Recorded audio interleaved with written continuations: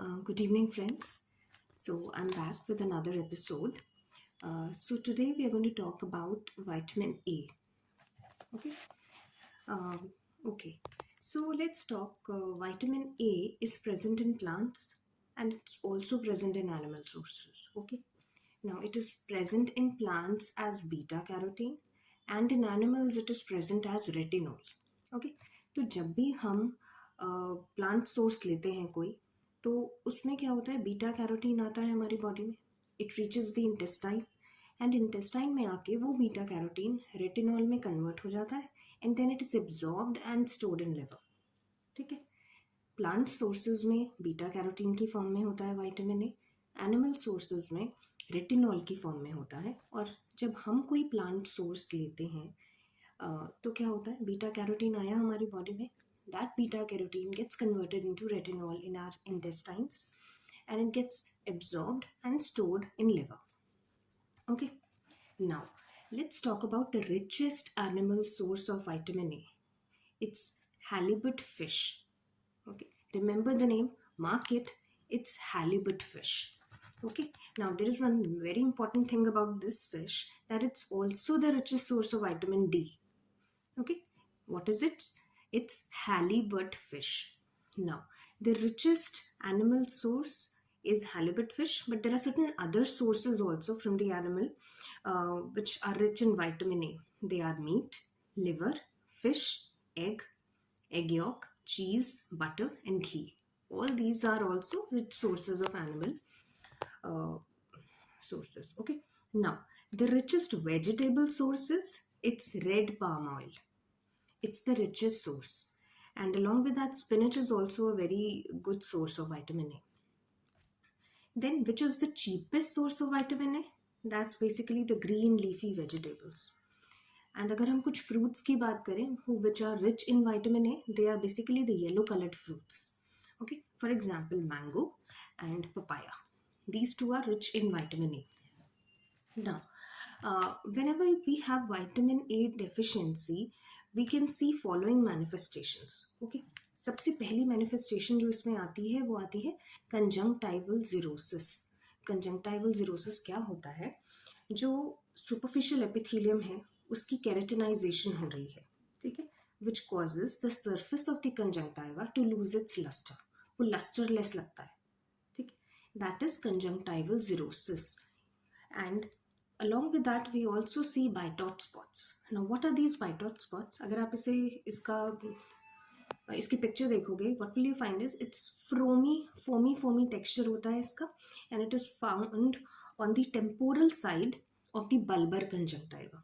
Bitot spots, B for Bitot spots, B for bulbar conjunctiva. Okay, then the important point to note is these Bitot spots are reversible. Okay, next. Now, deficiency of vitamin A is also called as xerophthalmia. Okay. Now, it has certain primary signs and certain secondary signs. Primary signs जो है उनको हमने classify किया हुआ है in the following terms, that is X1A, X1B, X2, X3A and X3B. What are these? Let's see. X1A represents conjunctival xerosis. X1B is Bitot spots. X2 is corneal xerosis. पहले हमारे पास conjunctival xerosis था, अब है corneal xerosis. Then X3A is corneal ulceration where there is less than 1/3 of corneal involvement. Mark this, because now this is the changing point. X3B has corneal ulceration, more than 1/3 of corneal involvement is there. Okay, अब अगर हम X1A, B, X2, X3A इन सबको देखेंगे, ये category जो है ये वो प्राइमरी साइंस हैं अभी जहाँ पर अभी जो भी विटामिन ए डेफिशिएंसी है वो रिवर्सिबल है. ठीक है, लेकिन X3B तक जब वो पहुंच जाता है जहाँ पर हमारे पास कॉर्नियल अल्सरेशन जो है उसमें involvement more than 1/3 of the corneal involvement है, वहाँ पर ये जो है इरिवर्सिबल स्टेज में आ सकता है. यहाँ से आप उसे वापस नहीं लेकर जा सकते.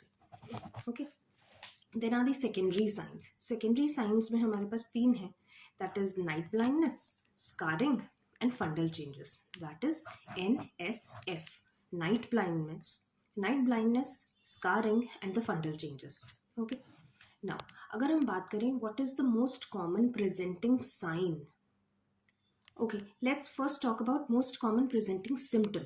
एक सिम्टम क्या होता है? सिम्टम वो होता है जो पेशेंट आपको बताता है कि मुझे ये कंप्लेन हो रही है.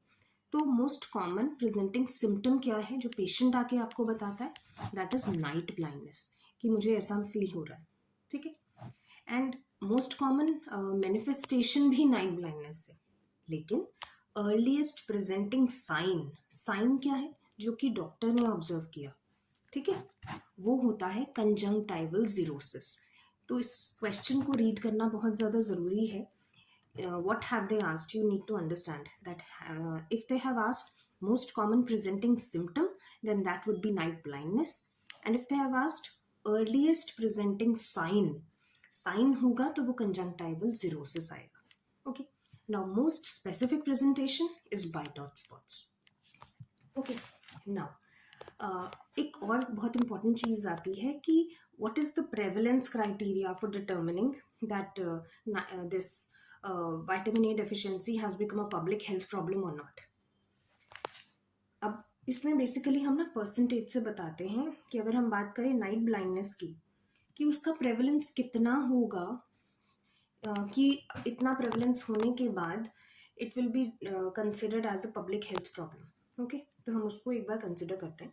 नाइट ब्लाइंडनेस का प्रेवलेंस अगर मोर देन 1% होगा in among 6 months to 6 years of age के बच्चों में, तो कहा जाता है कि नाइट ब्लाइंडनेस जो है it has become a public health problem. Okay, और vitamin A deficiency has become a public health problem.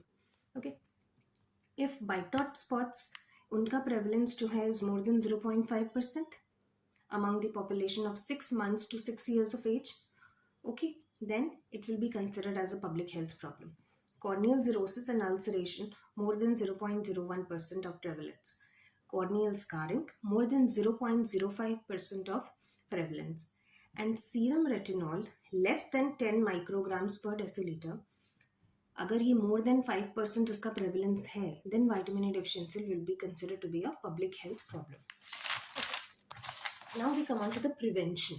Vitamin A deficiency को हम कैसे prevent कर सकते हैं? ठीक है, तो इसके बारे में mentioned है हमारे national immunization schedule में.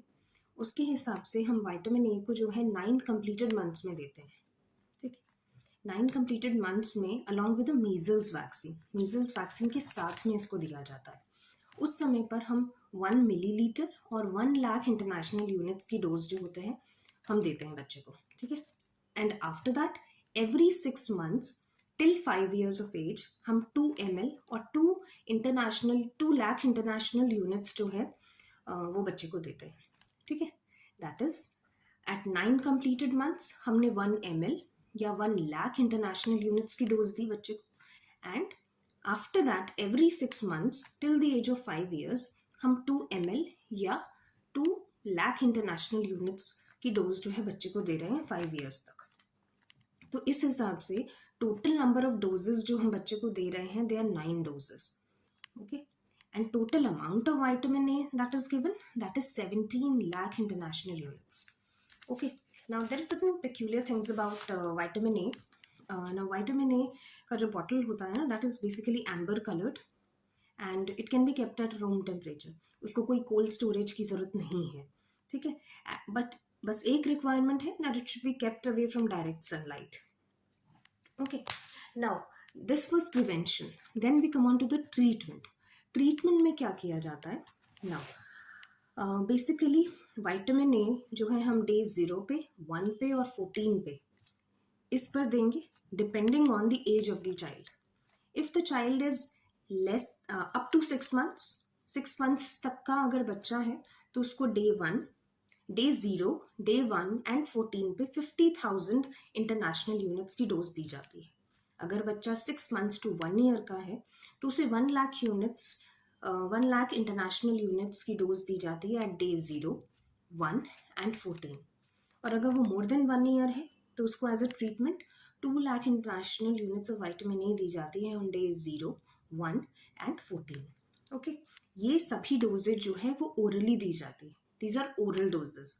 लेकिन अगर हम इंट्रामस्कुलर देना चाहें तो इन सब जो अभी मेजरमेंट्स हमने मेंशन की थी उसका हाफ हो जाएगा। ठीक है, अगर हमें इंट्रामस्कुलरली अगर हमें विटामिन ए देना है तो हम ओरल डोज जितनी देते हैं उससे हाफ कर देंगे। Okay, now last thing which is very important, ये जो हमने 9 कंप्लीटेड मंथ्स में विटामिन ए का सप्लीमेंटेशन किया, ठीक है, उसे आप कौन सा लेवल ऑफ प्रिवेंशन कहोगे? It will be a primary level of prevention. Why? Because किसी भी तरीके का अगर आप प्रोफाइल एक्सेस दे रहे हो कि बच्चे में अभी डिजीज हुई नहीं है पर रिस्क फैक्टर्स हैं, चांसेस हैं, ठीक है, तो हम उसको एज अ प्रोफाइल एक्टिव जो है विटामिन ए 9 कंप्लीटेड मंथ्स पे दे देते हैं। ठीक है, और जो दूसरा हम ट्रीटमेंट की बात कर रहे हैं जिसमें हम डे 0, 1 और 14 पे विटामिन ए दे रहे हैं, ठीक है, वो क्या होगा?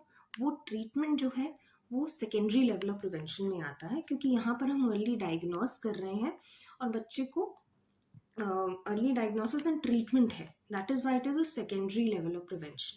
Okay, hope this lecture was it must be of some help to you.